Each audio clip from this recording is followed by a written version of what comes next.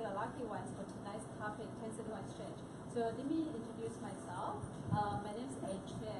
I'm the founder and principal of Jade Real Estate Consulting, and this is one of the many public seminar, the very first one.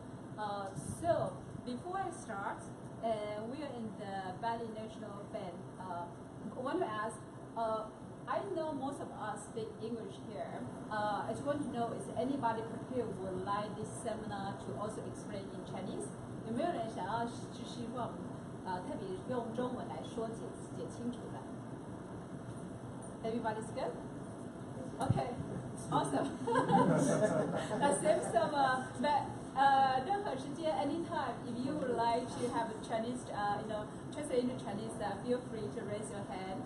We intend to make it, understandable by everybody. So I was going to, first of all, 用 Chinese 嘛，中国人this is a really great courtesy from Valley National Bank. Do you have Chinese name for the bank? Okay, no.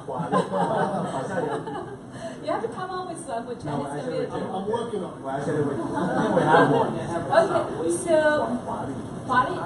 so I just want to thank our sponsor tonight.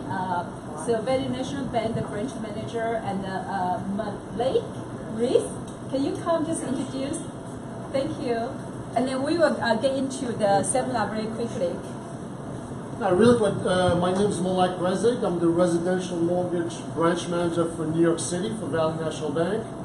Really just want to thank everybody for coming. I think we have some great topics for you guys, and hopefully you'll enjoy it. Thank you.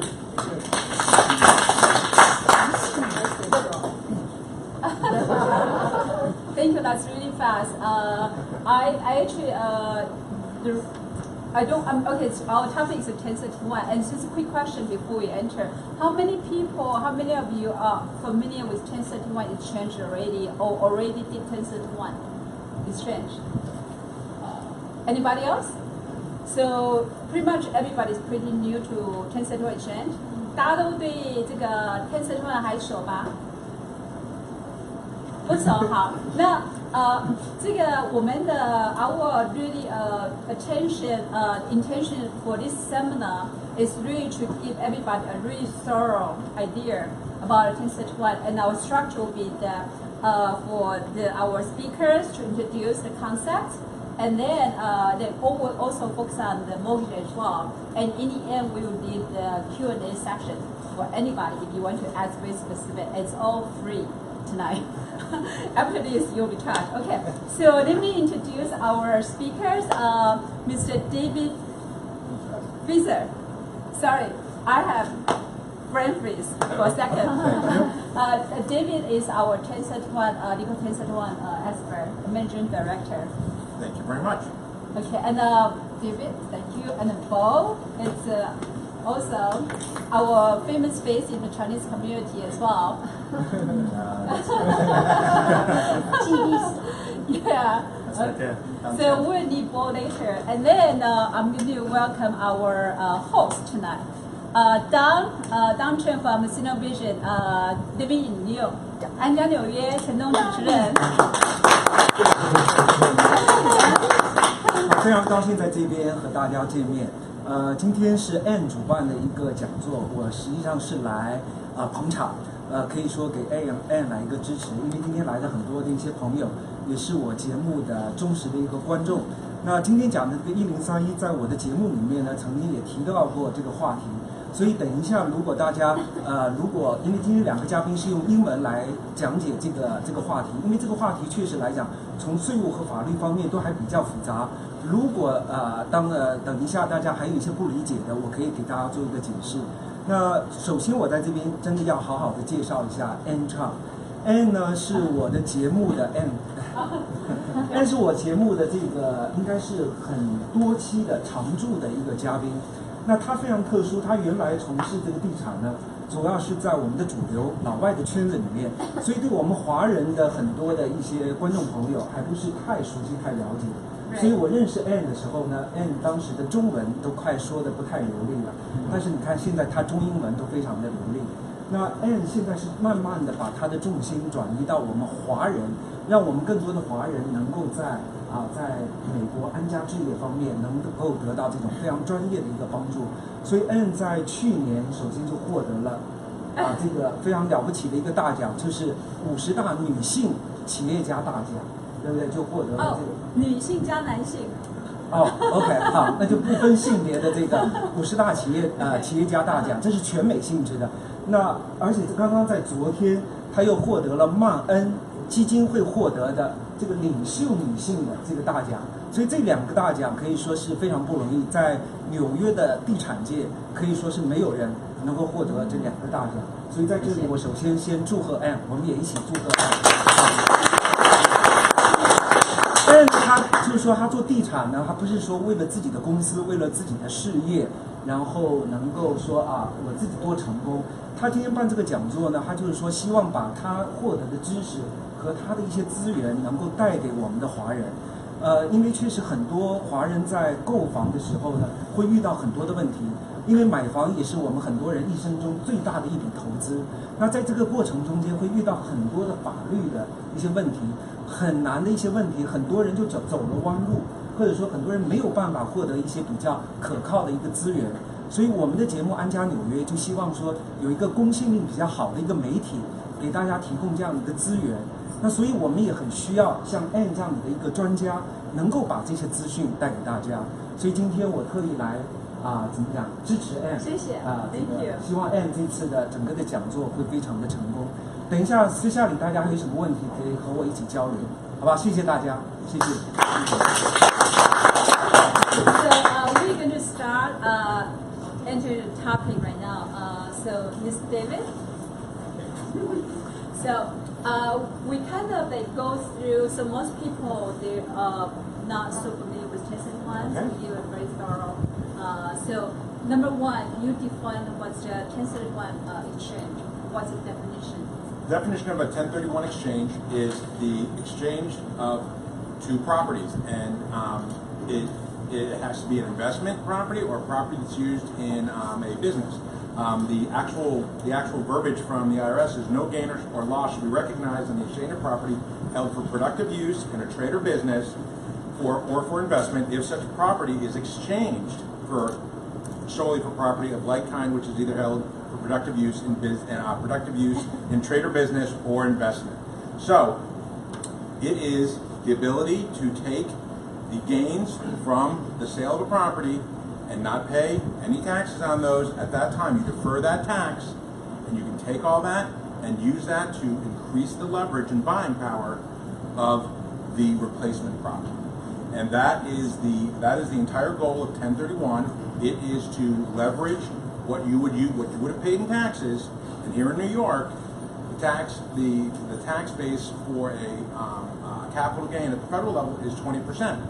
But with the costs of real estate here in New York, there's also a 3.8 Medicare charge that goes on top of that. So the effective tax rate for just at the federal level is 23.8%. Then you have New York State, and you also have New York City, which can push the tax up to around 35 to 37%, depending on the property. So that is why 1031 exists. It allows people to use the equity they've built and not pay their taxes on that when they sell that property, defer that, and purchase an equal or larger piece of property. Now, okay, is the speed okay, everybody? Good? Okay. Everybody hear me? I'm not really ever told that people can hear me, but I just want to check. So I guess the next question would be, when you sell a property, not only do you pay taxes, but you also have to recapture the depreciation that is required to take. The IRS requires, usually for properties, residential properties is 27 years, and commercial property is 39 years. Well, you take that depreciation, that straight line every year. Well, when you sell that property, not only do you pay the taxes on it, you also have to pay a 25% recapture of the amount of depreciation you paid on that property. Well, if you've owned that property for 10, 15, 20 years, that can be a pretty big number, and 25% of that is a pretty big number, and that is something else that is avoided through a 1031 exchange. Now, there's some confusion frequently about what is like-kind property. Usually that confusion is, if I'm selling a multifamily, do I have to buy a multifamily? If it's a 4-unit apartment or 20-unit apartment, do I have to buy a 4-unit or 20-unit apartment? The answer to that question is no. Like-kind property is a pretty wide definition. Now, you could go from a single-family home that is a rental property that's held for investment use or business, usually just investment in that case, and change it into open land, raw land.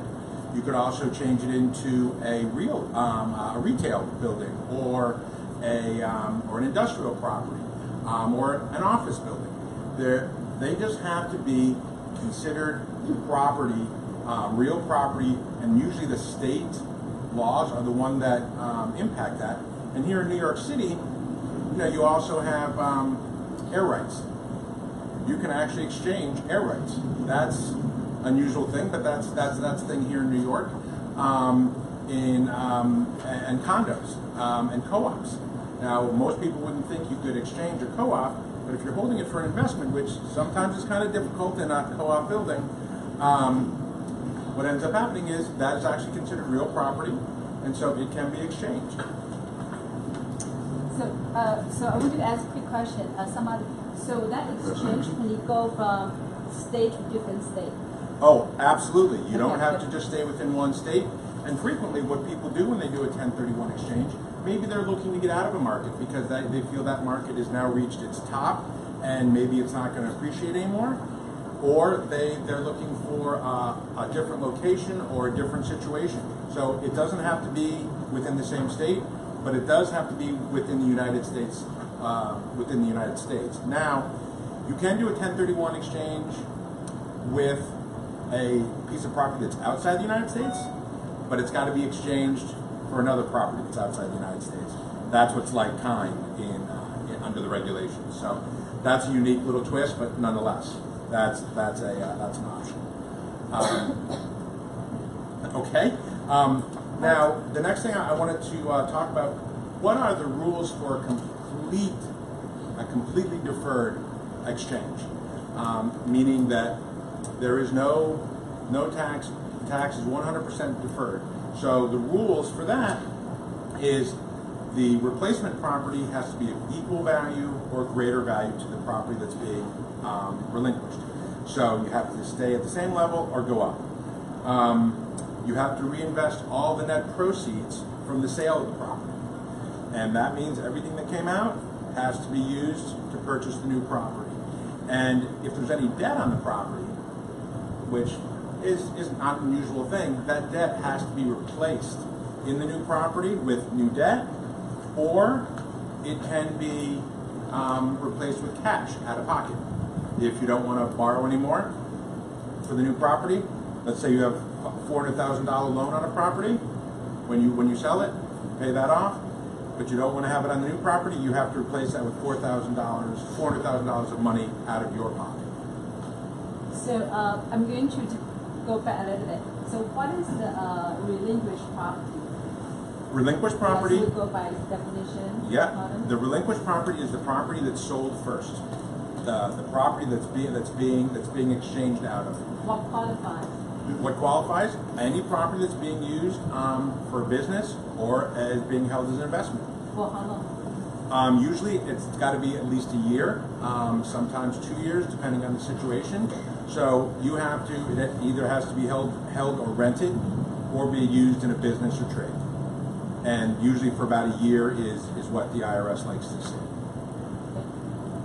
So if you plan to do 1031 exchange, you always have to plan ahead, at least minimum 1 year.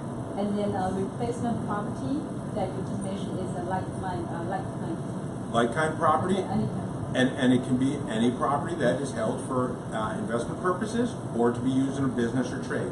So it can be any kind of property. You can go from a condo to an apartment building, depending on the amounts of money involved. So that's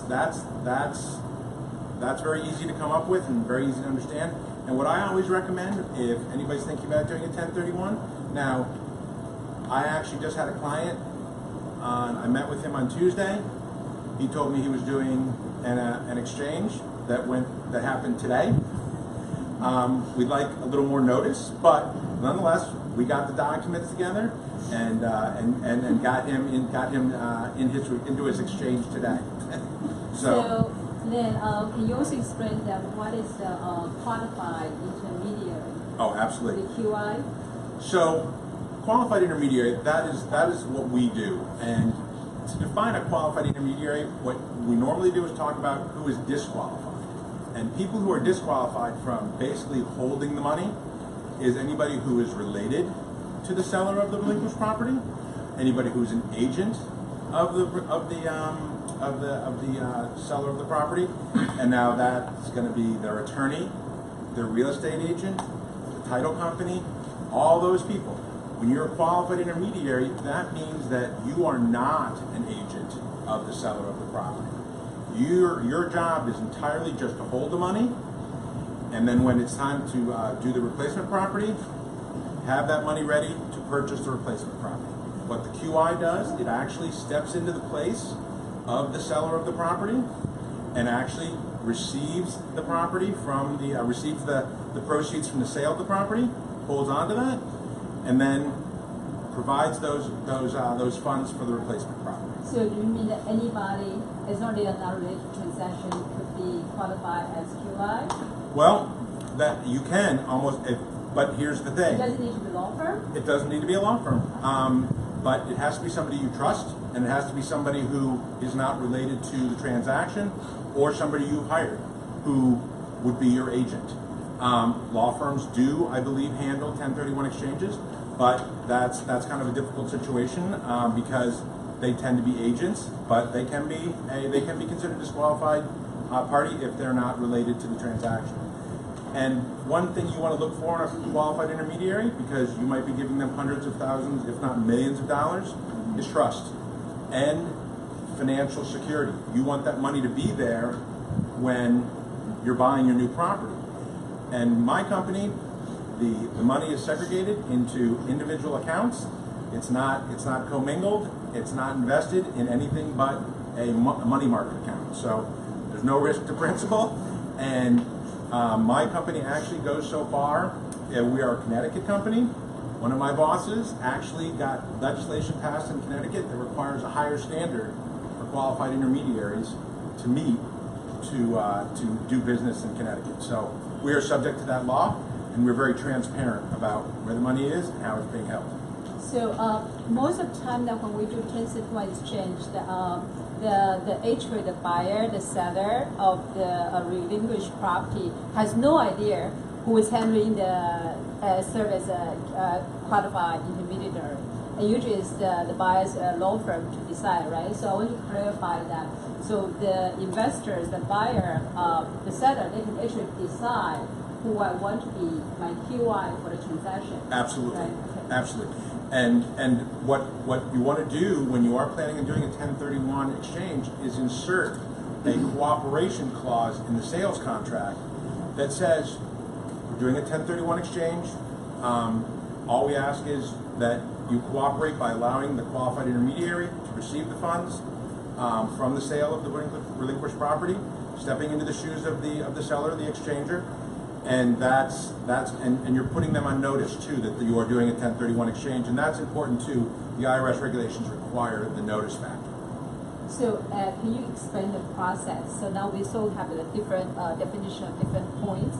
So what's the process when should exchanger, the one that who sell and the one to buy, the exchanger should start taking the first step in the whole process? Okay. Well, when you're thinking about doing a 1031 exchange, I always recommend getting everybody involved that is part of your team, meaning your accountant, your attorney, getting a qualified intermediary involved to make sure that the structure is gonna qualify under the IRS code, so that there won't be any problem, and it's structured correctly. Now, there's some very specific rules of how the process goes, and once that property has closed, the sale of the relinquished property is closed, and if there wasn't a qualified intermediary brought in and you closed on that property, there will be no 1031 exchange. That is not going to be an option. That goes away. You can't back up. You can't get out of it. There will be no exchange. What ends up happening, the day that property is sold, that is the beginning of the timeline of the restrictions that 1031s go under. And it's a 180-day time frame. The first 45 days are the time frame to identify the replacement properties. And during that time frame, you can identify 3 properties. There's actually 3 rules that relate to identifying properties. There's the 3-property rule. You can identify 3 properties regardless of value. Then there's the 200% rule, which means you can identify as many properties as you want, but only up to 200% of the contract price for the sale of the relinquished property. So if you're selling a property for $1 million, you can identify as many properties up to $2 million. And then there's a third rule that is so very rarely used. I call it the all or nothing rule. And you can identify as many properties as you want for no matter how much value, but the rule requires that you acquire 95% of the properties you have identified. Well, if we get a client who picks that third option, we call it the lonely phone call, because we're going to call up and say, did you really mean to do that? Is that how you're going to do this? Because if you're going to identify that many properties, there's only very few organizations that would be able to use that. It's usually REITs or somebody who has a big portfolio of properties they're trying to exchange out of. So it's usually the 3-property rule or the 200% rule that most people use when they're identifying the properties. And you have 45 days to identify those properties. And that's why I always recommend that you start the process early. Go find properties even before you close on the relinquished property, because properties can disappear, they can get sold to somebody else, they can go under contract with somebody else. You want to get as much lined up as possible and as much in place as quickly as you can, just so that you know you have a secure exchange coming. Now, on the 45th day, you have to, by midnight or postmark by that day, that it has to be in writing, it has to be dated, it has to be signed by the exchanger, and it has to identify the property in a very clear way. You can't say, oh, it's a unit in a building on 6th Avenue. It's got to be the apartment number, the address. If it's a property outside of Manhattan, meets and bounds or address, but it has to be very specific to the property. It has to be signed and dated, and it has to be delivered to a qualified person. Now, frequently people say, oh, I sent it to my attorney. And if the attorney didn't turn around and get it to the qualified intermediary, you may not have identified a property. It's very important that by that 45th day that you identify those properties, and you can relinquish it. You can, if you're still with that 45-day period, you're looking at a place, it goes under contract, you're not going to buy it, you can revoke that and go identify a new property. So there's flexibility in that first 45 days, but at that 45th day, if you haven't identified a property, if you haven't done it correctly, you won't be having an exchange. So the number is so absolute that 45 days or 180 days. So how do you calculate from the first day? Like, for example, right now I just close on relinquished property right now at 5 o'clock, closing May 9, right? Mm-hmm. So is today considered the first day or tomorrow considered the first day? Today is considered the first day. Today is when the clock starts ticking. So now the 180 days, that's a very strict rule also, but there is some flexibility there if there's a presidential disaster declaration in the county where the exchange is occurring. That will allow that extension. So that's just it's not far-fetched. It happens here all the time. When Sandy occurred, it's done by county. That made the exchanges during that time frame a little more crazy. And there's one other exception. If the person who's exchanging goes into active military service because they're called up or something along those lines. But these are very rare instances, and it's very important to stick to these deadlines because if you close on the 181st day, you no longer have an exchange and you have a taxable account. Very strict. Oh, So the exchange happens between like individual to individual, or it has to be company to company? well, that's a very good question. So when you're doing an exchange, what the IRS would like to see is the same taxpayer doing the sale and the replacement property. And if the best rule of thumb there is that it's the same EIN number or the same Social Security number that sold the property, that purchased the property. Now, there are some other ways. Let's say somebody has opened an LLC to own the replacement property. Well, if it's a single member LLC, that's considered a disregarded entity under the IRS rules, and it would be considered the same person. It would be considered the same taxpayer. So that's not a problem. So the property I exchange, like the replacement property, can be owned by an individual or a company? Oh, it can be owned by a company. A company can do it, an LLC can do it, an individual can do it. They're all allowed to do 1031s. It doesn't matter. It just has to be the same taxpayer. Could you recap the rules again? So do you have to qualify for all three rules to do exchange, or only one of those? No, you pick one of those, the identification rules. Be it the 3 property rule, or the 200% rule, Or 95%. or the all or nothing. Hey, check you out. Look who's becoming a 1031 expert. I have a question. So the 3 property rule, you identify 3 properties and you buy one of them? Yeah, you can or- only you don't have to buy all 3. You can just pick one of them. Basically, what they're allowing there is you pick 3 properties. If one of them falls through, you have a backup that you can exchange to. It's based on the total value. Well, for 3 property rule, there's no value. There's no value limitation. You can identify 3 properties of any value, obviously equal or above. Yes. But nonetheless, you can just it's 3 part. It's usually those people are exchanging from one property to another property. I've been told the title, right? Let's say the first property is under my name. And my new property, right, should be under my name also. Yeah, it can be under your name, or it could be an LLC that you're the sole member of. Okay, so then I want to, my role to make sure that we go through process, the whole concept. So I'm going to limit the question. Only I can ask questions. And I will restrict your question till the Q&A. So I can make sure David can talk about everything. This is my privilege tonight. Sorry. Anne's in charge. Okay, yeah, so we talk about the process. We need to address that. So the process, you talk about the 45 and 180 days, right? Okay. And so what else?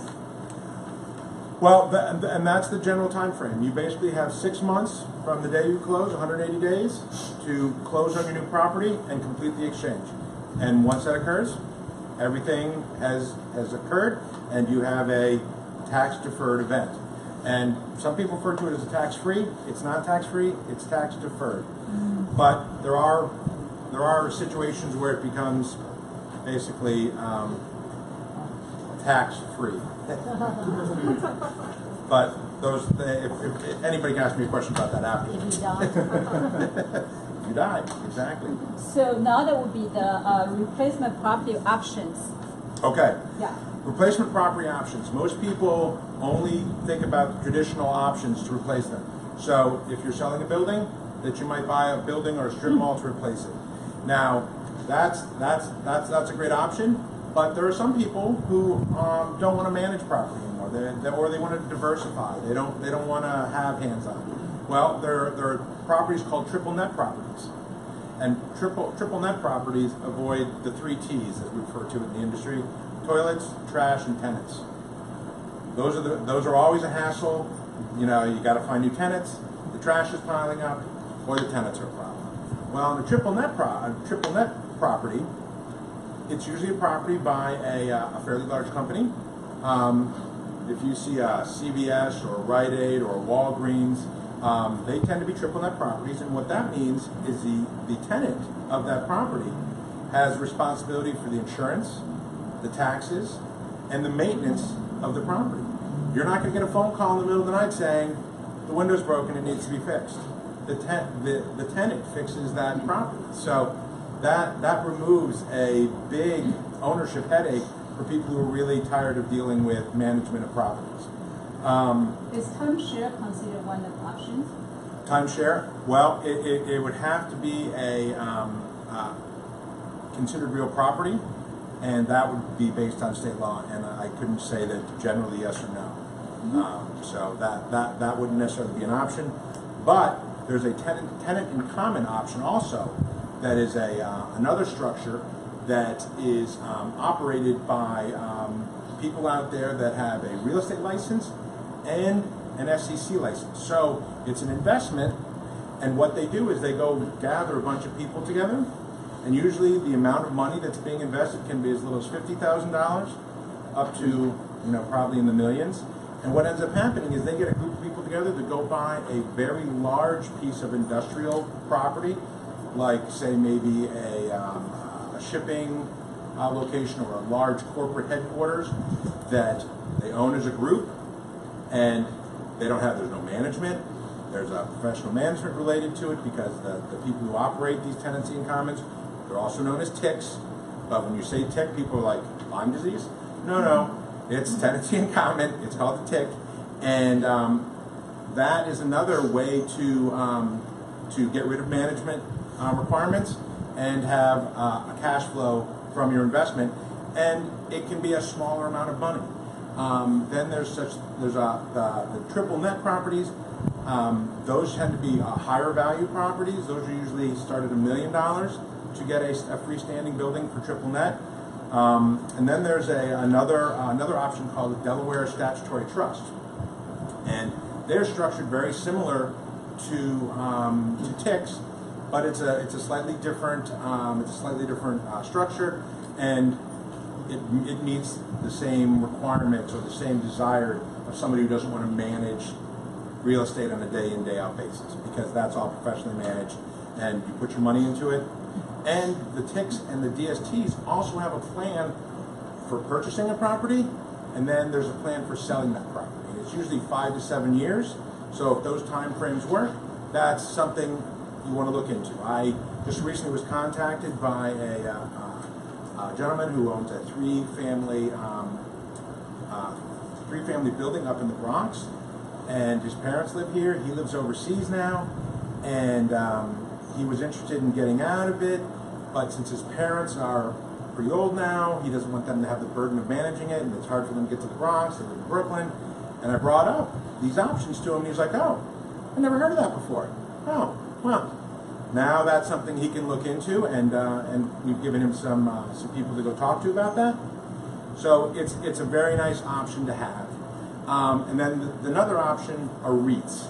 Now this is a lower frequency of occurrence, because for a REIT to occur, what will end up happening is the REIT will actually buy your property from you. So you kind of have to know somebody at the REIT. It's a very related situation, highly complex, not very frequent, but it also is an option. REITs can be 1031 into because they're viewed as real property. Oh, no. I'm not picking on somebody. Okay, Anne's in charge here. I'm just going to ask two major questions most people have, and then we open to Q&A session. So one is that a lot of buyer ask that what if, let's say if you sell 1 million, your refurbished property, $1 million, then what about your replacement property that I need money, I only buy like $700,000. What happens? Well, you can do this one of two ways. You can do what is called an incomplete deferral. So you sell that $1 million property, the replacement property is $900,000. That means at the closing table, you get $100,000, but that'll be subject to tax. But you pay that tax on that $100,000, and you can walk away with some cash. And that's not a problem at all. The other way to handle that is you sell your property, you buy the replacement property, and right after you buy that replacement property, you can do it the same day in sequential closings. You can refinance the replacement property. And the IRS is okay with this. If you refinance before you exchange, IRS doesn't like that. They view that as a taxable event, and they really don't really want that to happen. So, but you can refinance the replacement property right after the closure. There was a funny story. It's about a magic pen. That use that magic pen to sell, put it down for a second, pick it up, refinance, and take the money out on the replacement property. We will ask for that. So second Yeah, question. and that'll be. So what is the reverse 1031? Like, because a lot of people feel more secure that you buy first. If you have a lot of money, you buy first, right? And then I don't feel pressure. How does it work? Well, that is an option too, and we have a client that is a habitual reverse exchanger. It costs more money to handle it that way, but what you end up doing is you go and purchase your replacement property first. And what ends up happening with that is you buy that property, but you don't actually go on the deed. What we do as a qualified intermediary, we form what is known as an EAT, an exchange. I can't remember what EAT stands for right now, it's escaping me. We form an LLC that owns that property, and we hold it for you, and you can operate it, you can get income from it, you can fix it, you can do whatever, but we are actually, as part of this entity, we own that property. And then when you sell your relinquished property, what ends up happening is those funds are now considered transferred into the replacement property that you've already purchased, and we step away from the ownership interest and give it back, and it's a 1031, it's a valid 1031 exchange, but you have to come up with the money for the replacement property prior to selling the relinquished property. So it's a little more cash intensive, a little more capital intensive. Okay. So we open for question now. Oh, okay. You were one question too early. Normally, the exchange people go for individual own to the individual own, right? So you mentioned another option is go to tip. But after exchange to the tip, can you still come back to the individual own or? You can, because under a TIC, it's a tenancy in common. So everybody owns their little piece of the property. It's all individually deeded to all the separate owners. So when the TIC sells in the 5 to 7 year time frame, everybody can 1031 out of that too, because they have their own deed. They have what is appreciated, what they're going to get out of the deal, and they can take that and they can move that to another TIC or wherever they want to move to if they feel like 1031, or they could cash out.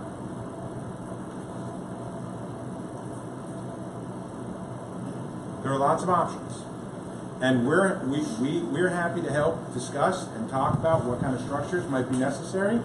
Everybody has different scenarios and complications sometimes, and we're happy to talk through what those might be, where some of the challenges might be. And again, if you start planning in advance, you can do so. You can make some more complex transactions because you've planned ahead. The IRS looks at a lot of time frame and intent, and the intent normally, if you purchase a replacement property, and if you buy it, and then 2 weeks after you buy it, you move into it for your personal property, the IRS isn't going to like that. That's considered a no-no. And there was a case where that's exactly what happened. The people bought the replacement property. 2 weeks after they bought it, they moved into it, and this is an IRS ruling. And when the IRS said, "Hey, this isn't a valid 1031 exchange," they said, "Oh no, we tried to rent it, but it didn't work out." Well, upon further inspection, they had started finishing the basement. They put a baby's room in. They had an infant, and that exchange was considered invalid. Now there was another couple. The buyer's question would be, how would IRS know? How would the IRS know? Well, because on your tax forms, when you say, "Where do you live?" and your address matches your replacement property, the IRS will say, "Oh, that's interesting." Different address? Well, you're going to put your home address on your tax returns. It's not Well, his primary address, pardon me? primary property. Primary, yes, your primary residence. That's what's going to be What on if your it's tax. not? You just This is, move in he and- has one in Florida, he put in Florida, but he actually lives here, but it comes here as a, we are turning into how to. Well, no, that and you can do that. You can have a second property that you might use sometimes, and the IRS allows for that. But they put some very strict rules in place that You can use it for 2 weeks out of the year, no problem, but it does have to be rented, and you do have to treat it on your taxes like it's an investment property. You have to depreciate it, you have to show the income you're getting from it, and you can only use it for 2 weeks out of the year. That's an IRS ruling also that says that if you use it more than that, they're not going to consider it an investment property. They're going to consider it personal property, which will invalidate the exchange. True is out of here. Cindy, your question. Oh, You forgot. I remember. no, my question is, I've been told, because I do the 1031 exchange before, so the title, gotta be same as the title when I sell the property. The new title should be the same as the old title. Well, it should be the same taxpayer. Now, again, if you form an LLC to own that property, and you're the only member of that LLC, that's considered a disregarded entity by the IRS, meaning they just think it's you. It's a direct pass-through. They think it's you, and there's good reasons to own property in LLCs to limit the liability in case something goes wrong there at that property. That the only asset of that LLC is the property, so that's the maximum exposure for any liability that might occur. But can I use the LLC with a different name? You mean a different person name, or no? It's got to be your LLC, Gotta be me. and you have to be the only member. So if the relinquished property was original residential property, and then is there a time frame like how long I have to rent it out before it become a relinquished property? Well, there's some very interesting rules about that, and usually it's about 2 years is what the IRS likes to see, because there's also a 121 exclusion. So if it's your personal property and you sell it as an individual under 121, you can take $250,000 tax free. As a couple, it's $500,000 tax free. Now, if you move out of it and you then start renting it, well, the IRS used to allow it to just become a 1031 exchange. Now they do a combination where it's 2 out of the last 5 years, and if you live there 2 of the last 5 years, so 2/5 of the gain will be considered under the 121, and then the 3/5 can be 1031.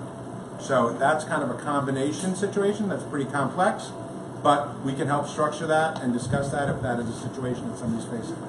Once you go back to Cindy's question, that often happen that I have a client, they ask that, so now when I'm the wife, right, I sell my property, but when I purchase, can I add my husband to it? Or Well, in a husband and wife situation, it also sometimes depends on states, because some states are right. Some states, a couple is considered a single unit. In some states, they're not. So if it's owned by you and you sell it, then in some states you would have to replace what it. about in New York State? I'm not sure what New York State is. I'm not sure. It's not a special state. Okay, so it would have to be same ownership, same taxpayer. So what happened then? When can they add the husband to it? After replacement, right? After transaction's done? I would think in about 2 years. If you wait 2 years, then you can add the husband to the property, and there shouldn't be an issue. But you could also add the husband prior to the exchange, so that but you would want to do that a year in advance also, because then the IRS would view it maybe it was being held for sale and not held for investment. Here's the trick. Pardon me?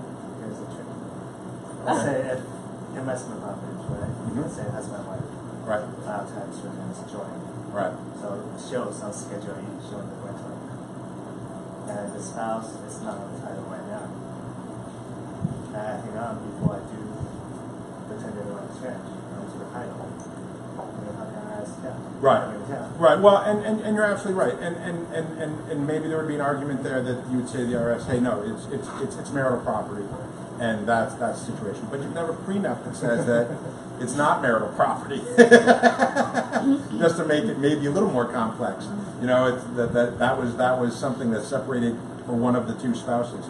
But I think if they're married and it's considered their property, the IRS probably wouldn't raise an issue because it was reported on the joint tax return. Yes. Yeah. So to go back to the three rules we talked about, rule one is that you have to have three properties, right? You can identify up to three properties, any value. So there's no limitations on value, right? Right. So how do you identify that? You show that you have a contract? No, it's done in writing. And the writing says it's got the taxpayer's name on it, and it's signed, and it's dated, and it identifies the property with an address, with the legal description, with the unit number, whatever the description, realtor description is, and you get that to the qualified intermediary, and then that becomes an identified property. And those can be revoked and changed up until 45 days. So you choose any of those three? Yep. Okay. And then that gets around rule two, where it says you have 200% value, right? Right. So that could be 8 properties. You know, so let's say somebody's trying to, you know, they're selling a building worth $5 million, and they want to buy a bunch of condos down in Florida. Well, they might be buying $500,000 condos down there. That would be 10 $500,000 condos that they would want to identify as their replacement properties. So that, or even more, you could double it. So that could be 20 if you go for $10 million after a $5 million sale. Okay, so rule one, you buy one property. Rule two, buy as many as you want, up to 200% is Correct. sale value. Right. So what happens if we miss the 45 days? Miss 45 days for the identification, the exchange is blown up, and you have a taxable event. If you don't identify a property, or you can't close on that property, it goes under contract to somebody else. So the buyer, the exchanger, we call exchanger, notify you within 45 days the replacement property. Then what do you do with that information? Well, we keep a record of it. And do you report to IRS? No, we don't report it to I'm the asking IRS. very tricky question. Well, no, we don't report it to the IRS Yeah. because it doesn't matter to the IRS. But what does matter is if we go to do the replacement property being purchased and it doesn't match any of the addresses on the identified property, we as a qualified intermediary can't put that money for the purchase of another property. We can't do it. We would violate the exchange, and that's what has occurred anyway. It becomes a taxable event. Any questions? What's the typical fee for hiring a intermediary for? Is it by percentage of proceeds? No. We charge a flat fee of $1,500 for the relinquished property and $750 for the replacement property. Is that considered good? I think so. I mean, you know, in a multi-million-dollar transaction, $1,500, you know, basically $2,200 total. Everybody here get 10% discount? I can talk to the boss about that. Okay. Any other question? I have a list of questions. How about if I buy a 3-family and one floor is a permanent live and another 2 floors is for rent? Is this can I do 1031 exchange? So you live on one floor and the 2 others are rented? You absolutely can, and that's basically that's a combination exchange, because what ends up happening is when you sell that property, you can use the 121 exclusion for the $250,000 or $500,000 for marriage, and then the other 2 apartment value, the 2/3, that appreciation on that can be exchanged into a new property and defer the taxes on that sale. So you can use both of those in one transaction. And that's a very nice, very powerful tool that allows people to save a lot of money. So that's actually tax-free. That 121 is tax-free. That's the 250 cash or $500,000. That's yours. So any more questions? Yes. Can I ask, like, are you selling right now? I can be your agent. 45 days to identify the property, right? Mm-hmm. And then the 180 days to close complete the transaction. Right. Well, it's 135 days after that 45-day period. So total. It's total. So that first 45 days, they give you that time frame to identify property. But you know, there are people who do they sell the property on the first day, and they buy the replacement property on the second day because they have it all lined up and ready to go. So why is the identification so much less than the 135? Once you identify it, you don't need that much time to close. So why don't we do more time to identify the property? Well, that's a very good question, and you know, that came up earlier today at another presentation I was at, and nobody really knows why they picked 45 days. You know, that's basically a month and a half. You know, I think the original deferred tax exchange was started by a case by this gentleman Starker, who owned a bunch of timberland in Oregon, and a big company wanted to buy his land, and so what he decided to do is do an exchange with them. So they bought his property, and then in the contract, he had 5 years to go find the replacement property that's owned by the big company. And the IRS said, no, this is not valid, you can't do it. Well, the IRS lost that case.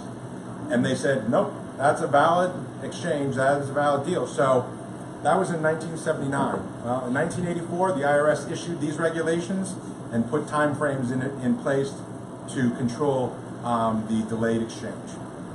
So nobody knows really why they picked 45 days. We've looked into it. There's no explanation why they picked 45 days, but they do give you 6 months basically to close the transaction. Okay. So question, because in our market, maybe right now we are at a slower pace, the buyer has more time to breathe and choose and buy. Mm-hmm. But in the past, you know, several years, in 2010, the market was really high speed. You know, you have to fly and jump and grab. So what happened is that most buyers, they were worried. What happened when I identified my replacement property, 3 properties candidate, but I end up not getting it because a lot of bidding wars, blah, blah, blah, I missed my 45 days. What happened? There is no exchange. If you can't buy any of the 3 properties that you identified within that 45 days, that exchange becomes a taxable event. And nobody wants that. So, but that does occur. That does occur. Yes. That's. I was saying earlier about this client we have that does reverse exchanges. Well, he might try to do 12 reverse exchanges a year.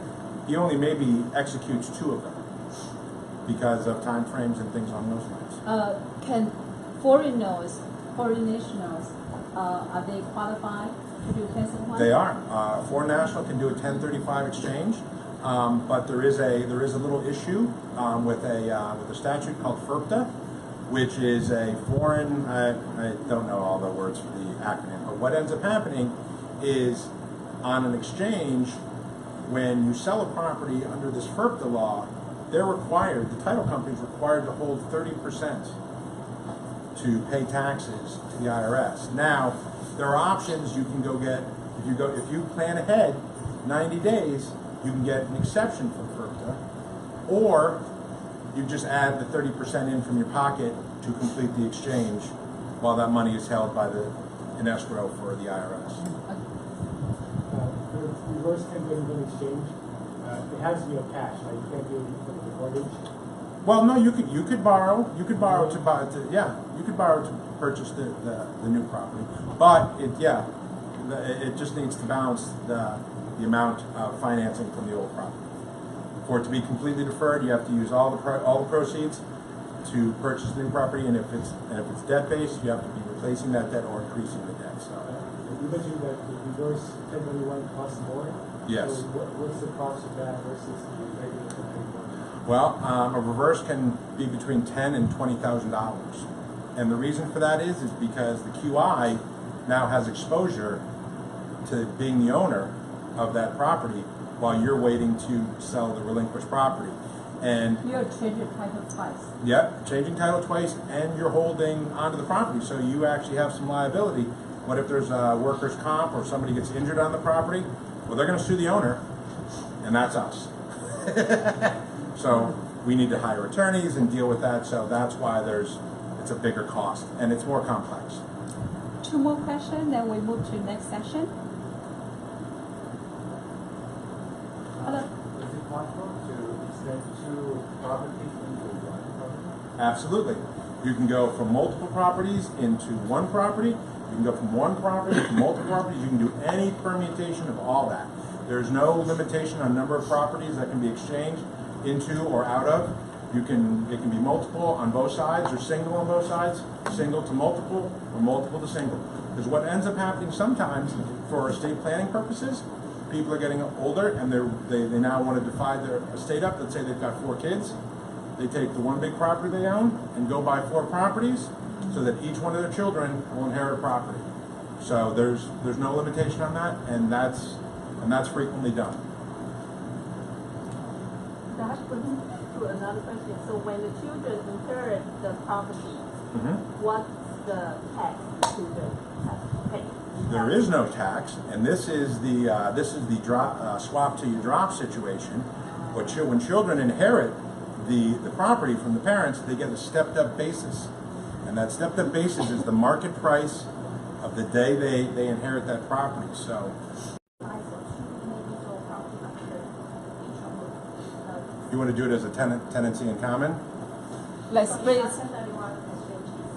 Well, because see, when you're 2 people in an LLC, that's a partnership, and under the 1031 rules, as an individual member of that LLC, you don't actually own the real estate. You have an interest in the company that owns the real estate, and the IRS does not allow you to do exchanges of partnership interests. And that would be considered a partnership. And if you change the ownership on the replacement property, that is still both of you, but it's not the same partnership, well, the partnership has changed, so then it's not the same entity. Yeah, because that LLC has its own EIN, right? You're welcome. So very last question. Anybody? What's your contact info? How about if I give you a card? Anybody else needs a card? I'm happy to pass it. This gentleman is the owner of the very big immigration law firm. I'm just going to handle that. So, do you need a 5 minutes break before we enter the important mortgage about the investment property? No? Continue. Okay, continue. Okay. So, David, one last question. We are in New York, so in New York we have co-op and condo. A lot of people's misconception is that if I own a co-op, when I do that, I'm not eligible to do 1061. Is that true? Nope. You can. A co-op is considered real property and can be a 1031 exchange. The IRS acknowledges it, and it actually was a court case that identified co-ops as real property. I saw a co-op, you only own the share. It's not real property. I understand that, but they view it as real property because it's state law that controls, and New York State has established co-ops are real property. Okay, great. Okay. Thank you, David. Thank you. Thank you very much. So since everybody, you don't need a break, so we're entering the important section as well. The mortgage. In our market, it's a very wealthy market that in New York City, we probably have about 50% the purchases are done in all cash. I don't know why people are so wealthy, but so we still have 50% financing, so important. So both is a very well-recognized space in our Chengdu community as well, and super nice. Besides being a professional, also super nice person. I love to interact with him.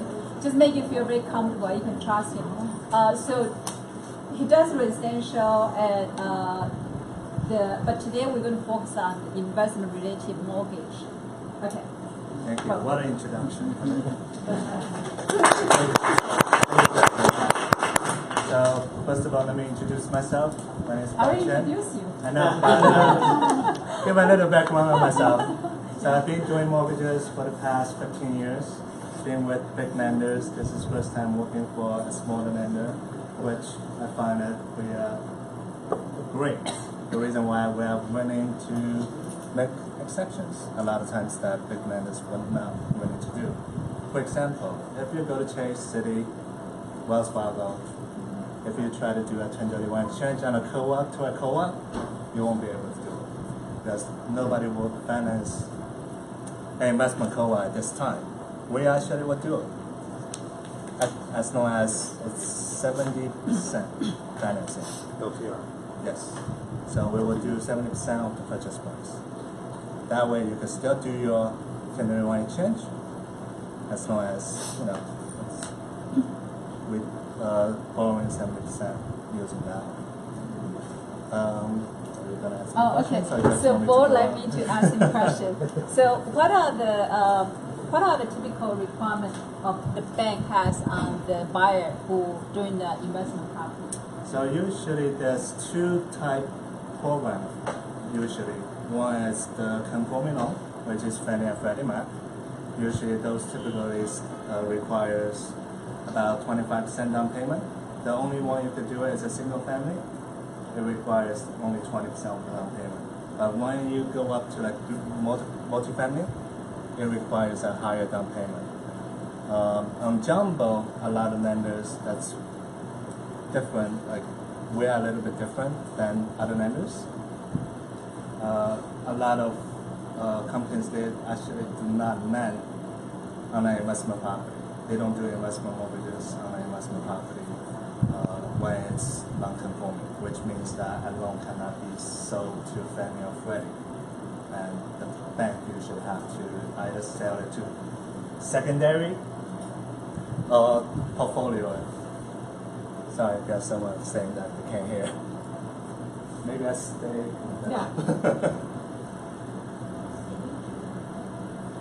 Interest rate usually it's about 3/8 to 5/8 higher than the typical residential. So I don't expect lower interest. you actually buy down the point. Buy the points to buy down the rate. Of course, that's a one-time fee. But that's okay. On jumbo, with us, we actually will finance 1 to 4 families, so including multi-family, up to 70%, up to $2 million. Of course, if you want to borrow more, with some exception, and based on my previous experience, and we are willing to do so as long as the file makes sense, which means that it's a strong candidate, have a lot of assets, been managing properties before, have good reserve funds in the event that tenants hesitate. He has additional reserves that he can work on. So those type of borrowers we are willing to consider.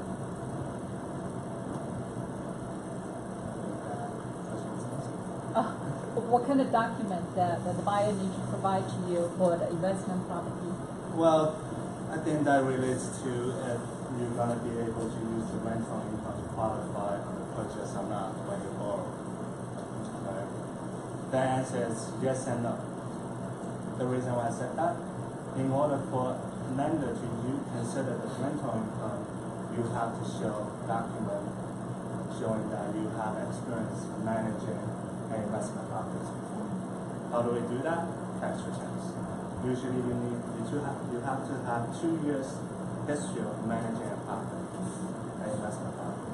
So the people who doesn't pay taxes, they get rental income, it's about time to file, otherwise you won't be able to borrow. At least you will have to qualify on the loan. You won't be able to use the rental income property. I mean, it's unfortunate as I run into clients, they have multiple properties, now then it's before rental. Although it's like, but if I show you my bank statement, it's going to show. It's going to see that every month the money is coming in, but can't use it if it's not that. So in other aspect, when it comes to mortgage, usually we ask for 2 years tax returns, 2 years W-2s. If you are self-employed, of course, we're going to ask you for 2 years business returns, along with the P&L like here today, just showing that your income is in line with what you reported previously. That's how we do it. Of course, you have to provide bank statements to show that you have sufficient assets for closing, right? You don't want to secure your mortgage and then you're closing, the seller is like, shut up, close. We have, besides a lot of investors here, we have, the lawyers, we have developers, then we also have friends with the family who are in China, and also a lot of real estate, friends. So question is that, we just mentioned 1031 exchange that also that can be available for foreign nationals. So Valley National Bank is one of few lenders also do foreign national loans. And that's why we're here. One of the big reasons we're also here tonight is that it's been very nice. So what is the requirement your bank has for foreign national on the investment? And the investment is usually of course we can ask for tax returns showing that the rental income that we receive, let's say in China, Hong Kong, or elsewhere, like where they don't really have it's not mandatory for them to have tax returns. Even in England, a lot of times they don't have tax returns. The only country that I dealt with for foreign national loans that actually has tax return was Singapore. They actually require a lot of tax returns.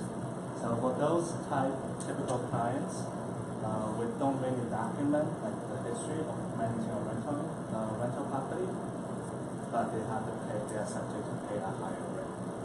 The rate usually is about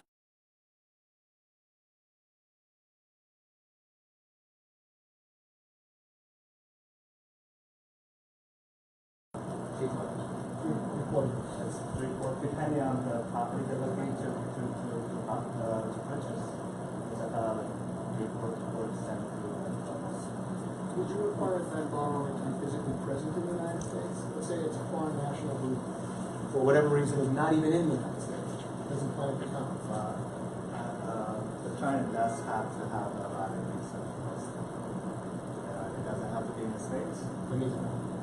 That's It's a good immigration one. well, it depends on the visa too. It's not every type of visa we're going to be able to do it. For example, students, of course, we won't be able to do so most likely. Unless you go to a bank country. But of course, it can be subject to court. What if they hire like a management company here to manage it? I think we could do that. That's not bad. I mean, but you can hire a management company actually, but you can probably do that. I'm sorry? Like management Yes. companies. Yes. Yeah, they could definitely do it. I mean, we don't, it's not us required. So the management company should be reliable for any people No, I mean, when we give out the mortgage, the borrower is the one who's liable. It's their obligation, it's not the management's obligation. The bank is not going to go after the borrower. So what about when you do the exchange, right? Do we focus on investment property? Can the borrower use the rental income from that exchange property serve as a partial ratio, the debt income ratio? So as long as you are... I'm not LTV, sorry. So basically what happens is that as long as you've been reporting rental income, you have a history of reporting rental income, we are able to use the market rate as qualifying income to qualify. So usually we use 75%. How we do it? Usually we do it by appraisal.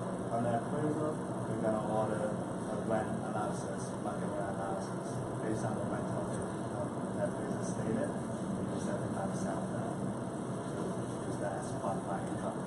But typically, why people still would like to purchase as an investment property versus residential? It's because the qualification is easier. What do I mean by that? Rental income, you can actually do a payday wash. So, for instance, if your mortgage is payment is $3,000, your rent is $4,000. 75% of 4,000 is 3,000. So basically, wash out. There's no debt. As long as your income carry your existing liabilities, you will qualify. So you don't need additional income to qualify.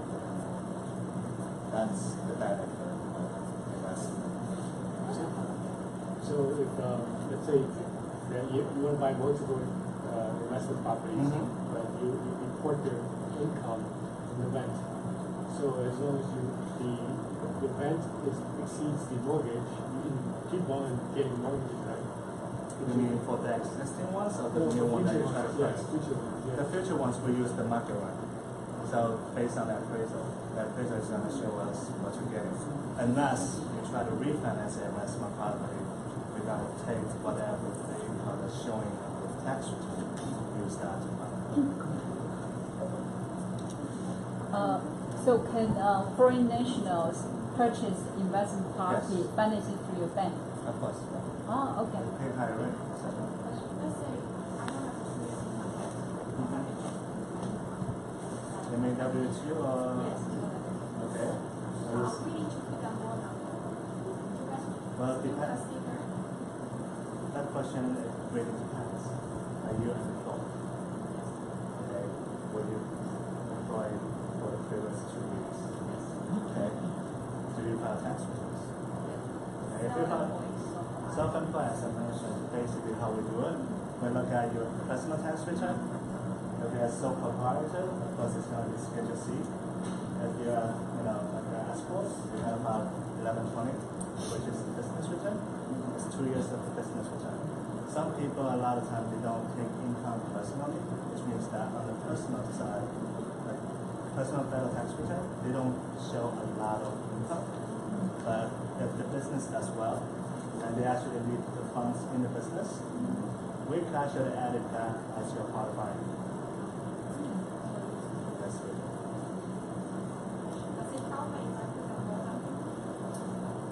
I think what you're trying to get to is like, if I put like 50% down, can I get a no income application? The answer is not a value you're not going to get at the major banks.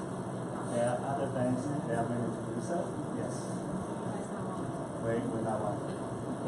Sorry, I only have one request. When you ask a question, you speak louder so other people can hear, and both of you speak louder. I try. Okay. So I could tell you why the banks does not want it, and not just say that okay, I'm putting at 50%. What's the chances are if I don't pay, you just take my property. There's no loss for you. But the banks doesn't look at it that way because we're in the business for you to pay it back. We look at your repayment. It's an application that you have to satisfy. And a lot of times, when the property that we do get, if someone do default on a mortgage, the property is actually destroyed. It's trash. And usually when we get it back, the dollar that we probably just get 20 cents back on the dollar. So, yeah. So, I mean, I asked the same question when I first started this. Another question? Anyone? Cindy?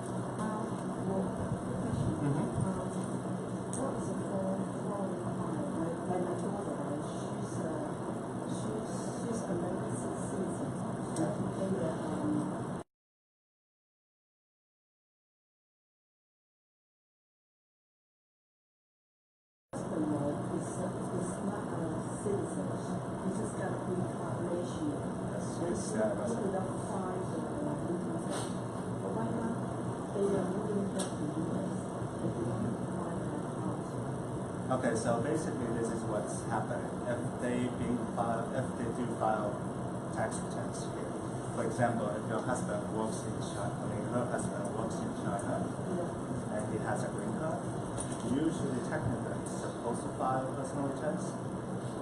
Only time he doesn't file personal return is probably his income, maybe his CPA tell him not to do so.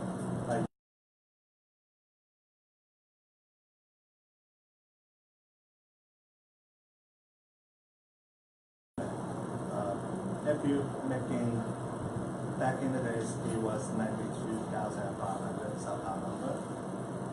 You don't, if you make 92,500 overseas, when you file your tax return, you don't owe any taxes. Actually, I think for his circumstance, he don't need to file the income tax, but he need to file the child income tax. The tax are high also, 40% of the income. The tax. Then if it's tax return, Yeah. well, the problem is this, right? If they're coming back to the States, where is he going to work? Is he remaining working in China? No, he's working for a branch. Okay. Yeah. Because he's working for Google company. So Google is all over the country. Okay. All over the world. So when they switch to the new tax rate, he will still working for Google company. So that's even easier. Basically, what we do is that we gotta use his new income in the States to qualify. We gotta pay. But he did not come back until July. So when is he looking to go? He wants to buy a house.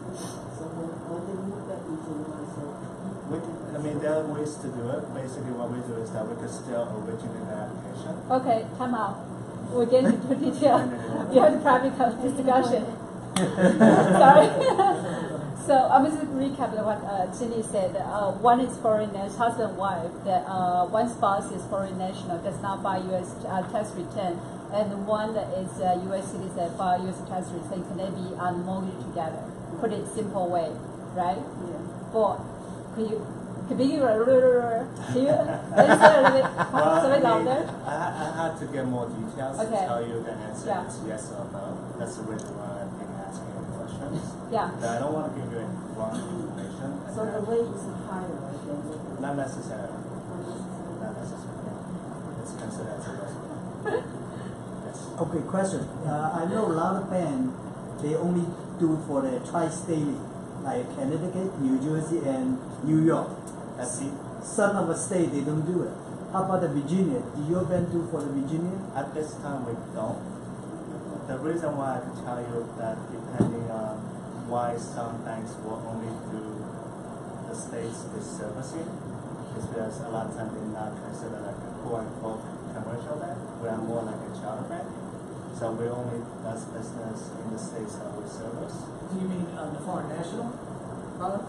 No, she's just asking a general question. Oh no, we lend in Virginia. We have an office there. Yeah? Yeah. Okay, so now we do that in Virginia. Okay, all right.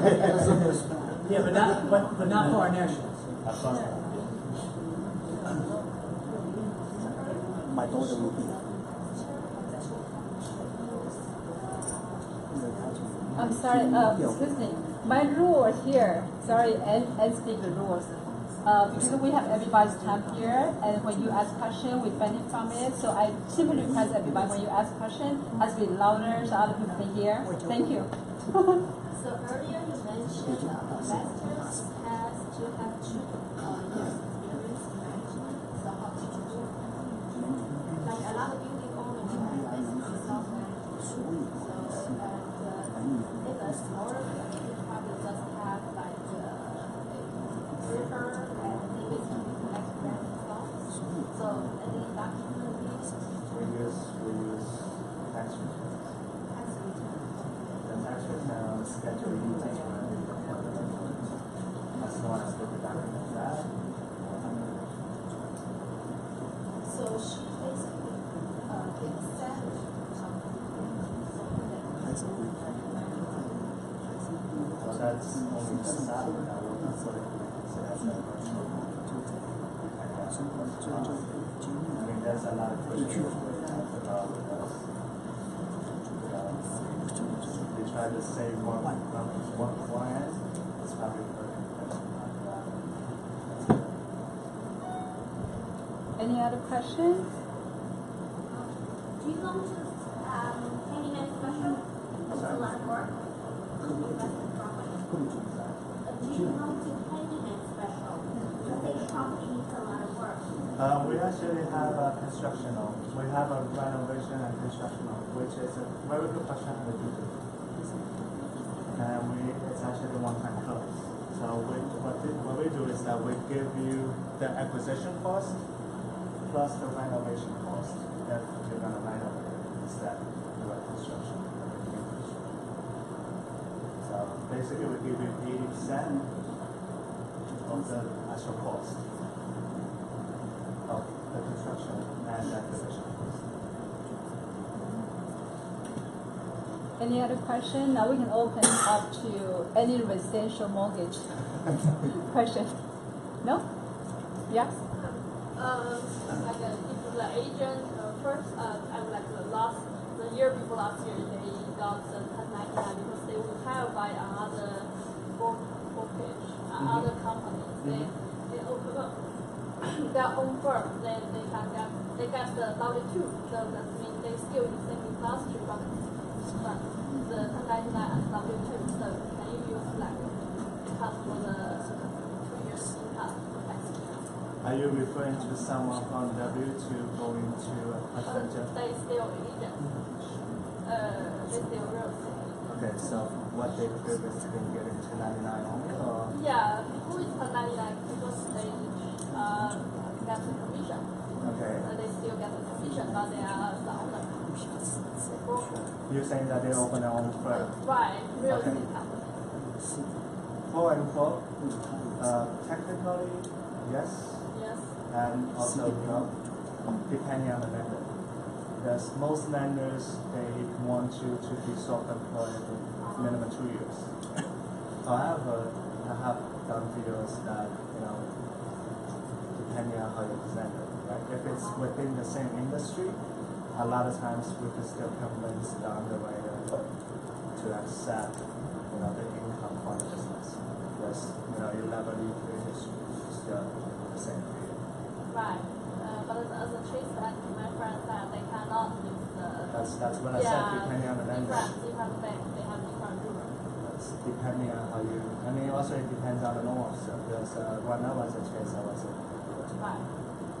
depends on how you present your case. So say if I'm here and I'm now working as a student, but I have like my parents somewhere, they have a lot of money, but for some reason probably cannot, the money cannot all come here. So is it possible like we can get a loan from you? Like we have proof of the foreign bank, like. Are you using the foreign funds for closing, or you are not using those funds? She said the No, we parents have is- fund here for down payment. Mm-hmm. We have fund here for down payment and for closing. Okay. It's just a loan. We probably need to get it from like year by year from somewhere else. Are you talking about, if you're not employed? Yeah, I'm not. I don't.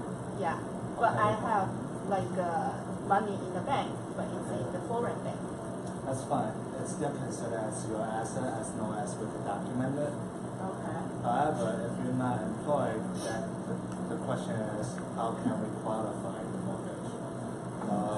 In that way, we do have an asset classification program, which means that we can annuitize your asset and use a formula to calculate how much qualified income to give it to you to see if you qualify or not. But of course, you gotta have a substantial amount in order to use that program. So I will ask a follow-up question to that.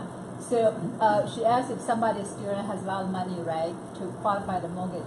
What about the retired? There are a lot of retired, they say a lot of money, but they no longer have steady, the income stream. They may have pension or annuity from somewhere. Is that considered part of income? It is. Okay. A lot of time when, like Social Security income, disability income, we are able to gross it up to 25%. So that's,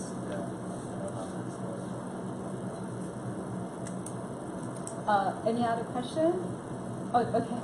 You said the 50% down payment question. You have 50% down payment. That's much less likelihood they will default. Because you know the case with the office bank in Chinatown. Have you seen the documentary?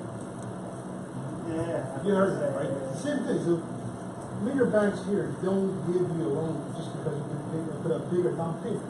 But actually, they have a higher default rates during kind of crisis. But the office bank, if they are more flexible, they have a much lower default rate because they know if you could put down 50% down payment, you're much less likely to default because you put down such a statement there. Why did you have to? It's just common sense. And the U.S. banks are just like, did they ever think of the policies are so stupid and they refuse to, to change or something? May I ask for which plan are you? I'm not trying to control. It's common sense story, yeah. Okay, so can I ask one question? Yes. Okay, so I'm going to we're going to respect the host. Yeah, I know. Right here? That's fine. That's fine. No. I should have the answer. No, I'm going to say what would be the advantage for any buyer that use Valley National Bank versus the other bank? I mean, That's a legit question. First of all, you have to and I tell you up front, I could get you part. Can I do the survey here? How many people here are really like Bo? Soft-spoken. To your question, first of all, Pakistan, majority of their clientele is Asian, right? The Chinese. With the fair lending industry, we can't really separate out of this. What happens if I have Mexican come to me with 50% mortgage? We don't want to happen. We don't want to discriminate. That's first of all. Second of all, depending on set of credit, what kind of program you have. The program they have most likely is on a portfolio. They're not selling it. Like the product that we do, a lot of times we either sell it like 90% of the time like a commercial bank, such as Chase, Wells, Citi, Bank of America. The loan they do is actually either sell to Fannie, Freddie, maybe FHA, and secondary. So what I meant by secondary is not conforming. It's the way lender actually have either secondary or the portfolio on their books. A lot of times lenders do not like the portfolio loans.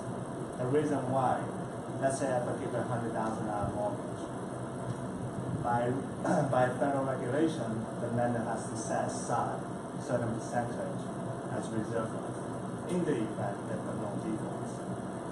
So once we give you money, we put it on the books, we have that funds to turn it into other apartments. So that's why not every bank would dedicate it to the program that you want. Hopefully that answers the question.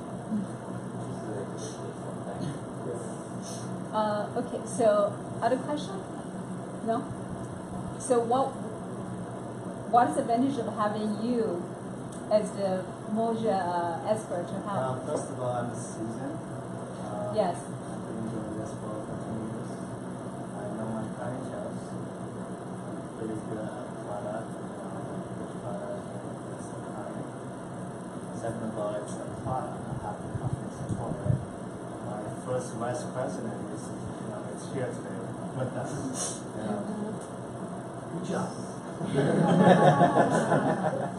didn't know if there was any more questions on foreign national in particular, because Bo is our, I'm the national sales manager for the mortgage company. He is our foreign national expert, and anyone throughout the whole company that asks me questions about it, they go right to Bo, and he's doing a great job with that, so he does a great job with everything. But, if you have a particular foreign national questions, we're going to have most lenders simply don't offer. So it's just rather key if you have questions. Yeah, I guess it probably would be kind of weird for Bo to like promote himself. Then I'm going to do the job. I have first-hand experience with Bo. Bo is one of my personal trusted mortgage professionals that I recommend to the customers, whether they are local or overseas, which is very important because one of few lenders that does a foreign national bank. So why do I like to work with Bo? Number one, he's very seasonal, he's very experienced, he's very knowledgeable. This market, there are mortgage professionals everywhere, same as a real estate agent everywhere. We have over 50,000 real estate agents in New York City. So it's everywhere, but being seasoned, right? Being seasonal, being knowledgeable, being experienced, know which circumstance really fundamental, just become basic. But the second one is that I think Bo is very reachable, very responsive, is really come by your side to analyze scenario for you, and he's really patient to be willing to walk through each situation, not to make you feel that it got stuck. He's just there. Like I reach a ball at 12 a.m. Boom, 12:01. Why are you up so late? So you just have somebody to be there. So I think that what you need from a mortgage broker, and also usually not to mislead the customer I'm a real estate broker. If you don't know, so I usually recommend 2 or 3 mortgage professional, doesn't matter which field, to client for them to pick and select. Or oftentimes the client will come to Valley National Bank, and later I ask them, because I do not interfere in their decision process. I recommend good ones, and then usually the client will say because they have good rates, and also body or like gold very much. Two combined together. So do I do a commercial? Thank you. Better than a commercial. Yeah, and so and the senior program is also very good. We just closed on one. Yeah, and then the key persons are here, Malay, and the Sean. So yeah, so does anybody have any other questions? No? So I'll just give you a few minutes. If anybody want to introduce themselves, I know we come from different profession. If you want to use this perfect chance to introduce your profession, feel free. We got good 10 minutes. That we know that Dang is from Sinovision. We know David is from Legal 1031. David, Cindy, can you stand up? David and Cindy, they are very well known in our Chinese community. They are the founders of Full Generation Foundations. That does a lot of good for the community. They are the role models. And I didn't get. My name is Jade, you are a CPA? Yeah. My CPA friend. We got an accountant here. So if you have tax law regarding this year 2018 tax law reform, the new law, we have CPA here. And then you? Jane. Jane is the real estate agent. And then we have Cheryl. Cheryl is fashion designer. And we have this Hang Yi. Yes. Wealth management. Yeah, great. We have all different professions. And then, I'm sorry, am I doing it right? Just give everybody a chance to know each other. And then we have Kelly. Hi everybody, my name is Kelly. I'm working for Jason Real Estate as a salesperson. Yeah. And then, I forgot this one. She's my boss. Very experienced real estate agent, Mora, since 2002. Also a book author. And then we have Serene Power, also a real estate broker, specialized in Queens and Manhattan as well. Then we have Chimay, also a real estate agent from Jeston. And we have this gentleman, million questions. I'm John. John? Yes. John, what's your profession? I work at a bank, but You work in a bank? yeah, but I invest in real estate. I see. Yeah. Welcome. And then we have And this is Lily. I'm a real estate investor. Uh-huh. I flip foreclosure house. Wow. And then we have the big below in our everybody. You see the music. Gusha in the newspaper, very famous. And then we have Olivia, the marketing director of the Gemdale USA, the big developer that they have. If you want to buy the luxury property,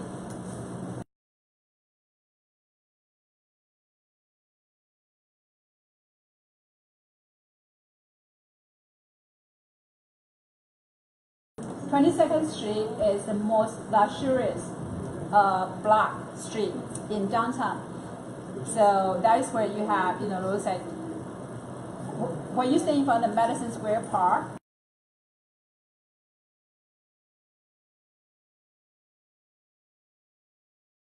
and that's where the property is. Check it out. Bring me with you. Make a reservation with me. I can tour you guys those out. Yeah. And she's also an architect herself as well. Very talented. One of our leading ladies. And then we have Amy, Miss Gusia.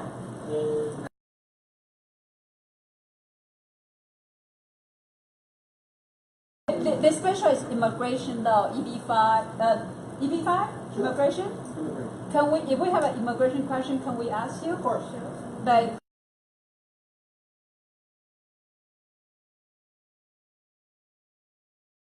and then we have this beautiful.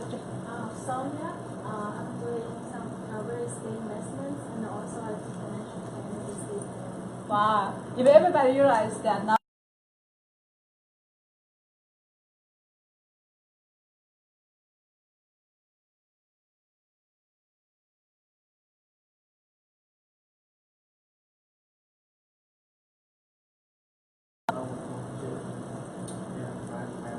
Wow, thank you. And gentlemen, portfolio, investor, and also the full seller for DHL and FedEx. Wow.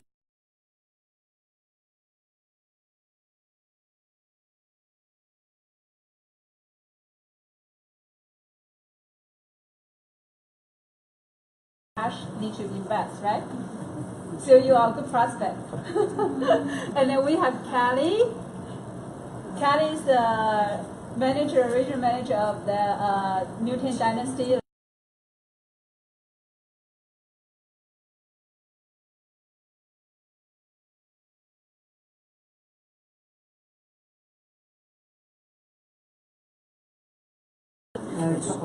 Yeah. Thank you. And then we have Kathy. See, I know most. No, I'm a real estate broker working in Queenstown. And then we have Grace Chen, right?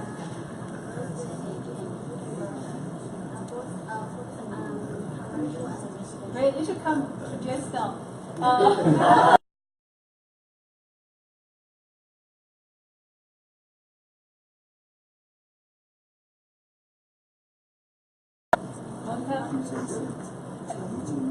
I'm Joe. I'm an investor and also I work insurance, life house, anything.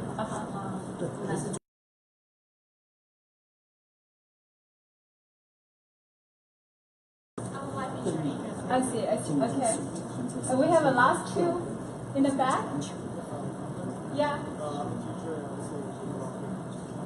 Okay. That's it, right? Yeah, and also investor. Yeah, big lender. Yes. So I guess we cover all.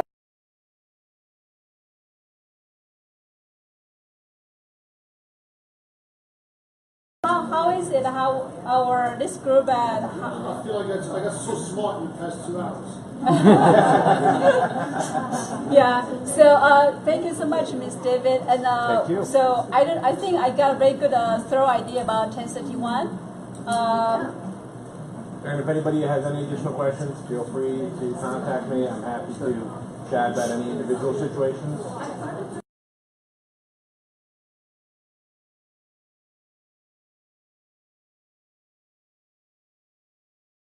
We have, like, after the 1031, can we have two separate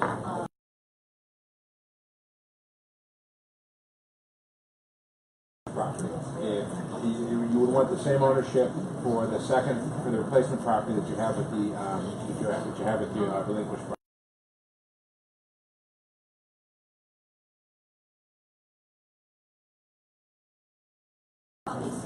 all the property together? Right.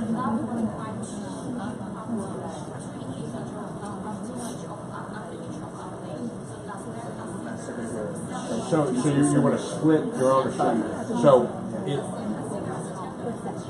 it can be if you're both tenants in common of the ownership of the property that you want to relinquish. Because as tenants in common of that property, well then you can both go your separate ways and 1031 your appreciation into two separate properties, no problem.